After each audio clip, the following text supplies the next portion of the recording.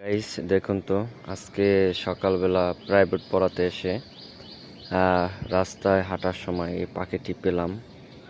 পাখিটি মনে হয় যে একটি কোনো সমস্যায় ভুগতেছে। ধরার সাথে সাথেই সে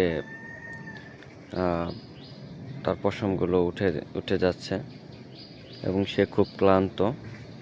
পাখিটি দেখতে অনেক সুন্দর লাগে।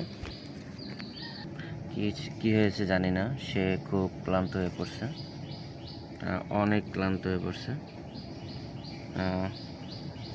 পাখিটি কি নামে পরিচিত সেটাও জানি না, নতুন একটা পাখি মনে হচ্ছে। তাই পাখিটিকে নিরাপদ স্থানে রাখার চেষ্টা করতেছি। পাখিটি যেন ভালোভাবে থাকতে পারে, এই জন্য একটা গাছের ঠালে উঠিয়ে দিলাম, বসে থাকো,